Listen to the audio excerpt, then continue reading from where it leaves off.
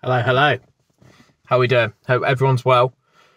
So, I watched a video last night with Alex. We're a big component and watcher and fan of these people called Sam and Colby.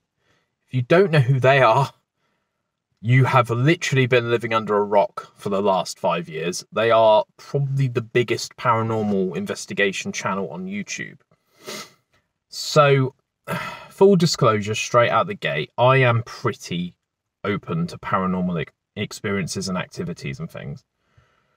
Alex isn't so convinced. She's a bit more skeptical than me, and she likes to look at things logically, which is weird because I tend to do that outside of this. I tend to be very logical in work and in personal life. But when it comes to the paranormal, I am pretty biased, I think, in terms of I want to believe that there's something out there. I want to believe that there's something like after our lives, and the energy that we have in our bodies carries on to some sort of other dimension or some sort of plane of existence or something.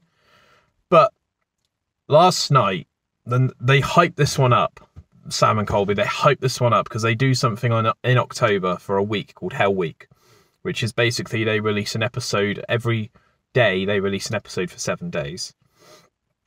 And it's like their busiest time of the year, basically. So they hyped this up, but I'm pleased to report that, at least for me, as an individual, it lived up to the hype. So they've gone to the Conjuring House for the 3rd time in this video, and they've decided that they're going to spend a week there. They went in with really good intentions this time, whereas the last couple of times, or the last time they went there, they went by themselves, just Sam and Colby. And I think ultimately this is like a house where if you go in thinking there's a demon downstairs, then bad stuff will start happening. Whereas if you go in with like good intentions and you go in with like a sense of openness, then good things will happen, and things will talk to you, and things will start communicating to you rather than throwing stuff at you. And last night, I witnessed something that I think personally beats the Estes method. I won't get into it too much because I don't think everyone wants to know about these things. I don't want to get too much in the weeds with it. But essentially, the Estes method is headphones. It's like sensory deprivation. So you act as like a vessel for the thing that you're speaking to, the spirit that you're speaking to.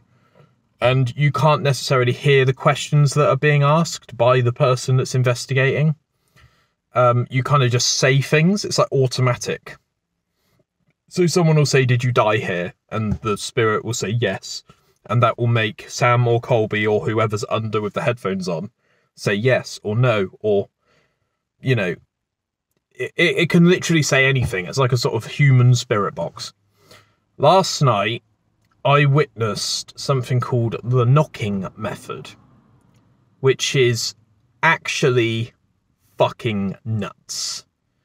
So I've heard of this before. It was something that I kind of got into when I was about 17, 18 years old.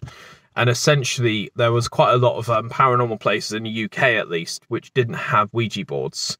Ouija boards are quite flimsy and they can break and stuff. And like, you might not have your planchette and all that sort of stuff. And that's like a part of the thing, you know, you can't do one without the other. So there were people that were, there were people that were known as human Ouija boards. I didn't really see this work. I think it was probably something that was like mentioned on Most Haunted or something. But essentially the knocking method, which I saw last night, is there's 2 people, they join hands, they create a circuit, is what it's known as, like a paranormal set of like, it has to be touching, like a circuit board. And in order to create the electricity, you go through the dictionary, you go through the, not dictionary, sorry, you go through the alphabet. So you'll go, right, is anyone here? Right, so 1 means yes, 2 means no, standard stuff.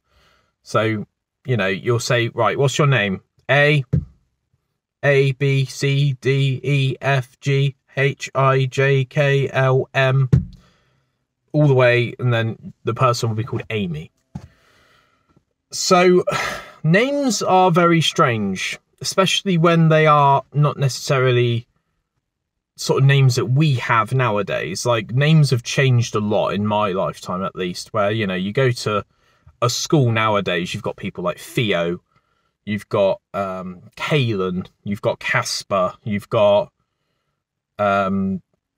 Elizabeth. That's kind of an old name, to be fair, but you get every 100 years there's like a sort of revamp of names, isn't there? There's no one really around nowadays called Keith or Percy. Oh, you know, or they're 60 or 70 years old or whatever. So names can be very, very personal to people. And what happened last night, which actually made Sam, bless him, burst into tears, is his great-grandmother came through on this knocking method thing. And she was called Libby Goldback. And Sam actually knew who this person was. And you can see, as the name's getting spelt out, you can see him just question everything that's ever happened. Because I think Sam and Colby, they're kind of like working in this environment.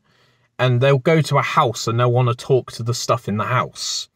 But they've actually got relatives and they've got past themselves. So I think sometimes they kind of want to leave that at the door. But people seem to follow you throughout your entire life. Like right now, for example, my great-granddad could be sat in the back of my car watching me talk into a phone. And he's probably going to think, what the fuck's this nutter doing? And what is he talking into? Because I didn't used to have a phone. But the jury's out. I think this is 100% legit. And it's also very, very experimented. In the video, they go outside. They go to random locations near the Conjuring House. They give the people that are doing it new shoes. Because there's always a conspiracy that, you know, these people are dialing it in and faking it and staging it and stuff. I think this is probably some of the best evidence of the paranormal and the afterlife I have personally ever seen. And when I watched it the first time, I was just there, like,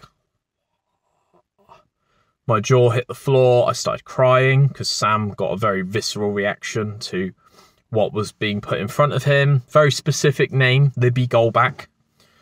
Very personal as well to display all of these names, you know, on YouTube and stuff. And their producer as well, which was the icing on the cake, actually got a reading, or he got someone come through, and they didn't film it. Well, they filmed it, they cut it out because the producer didn't want stuff like that to be out. He is 100% a skeptic, which is a bit weird because he's with Sam and Colby. But anyway, yeah, it looked to me like he'd had a similar experience to Sam. And, you know, he was like questioning a lot, saying like, you know, I'm just a producer for a couple of YouTubers. Like, how the hell could these people investigate me and do some background research on me? Like, Sam and Colby are public, you know, they're both public figures. But yeah, that's all I'm going to talk about. So apparently the afterlife's real. So yeah, if anyone's had any experience with the knocking method, I'd love to try it. I'd fucking love to try it so much. What do you think? Did you watch the video? I think it's legitimately #1 trending worldwide on YouTube at the moment, which is why I'm getting my reaction in early doors.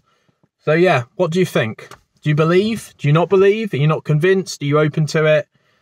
Let me know. Drop a comment. Let's get a chat going. Speak to you all soon. Take care. Keep it bedlam. Bye.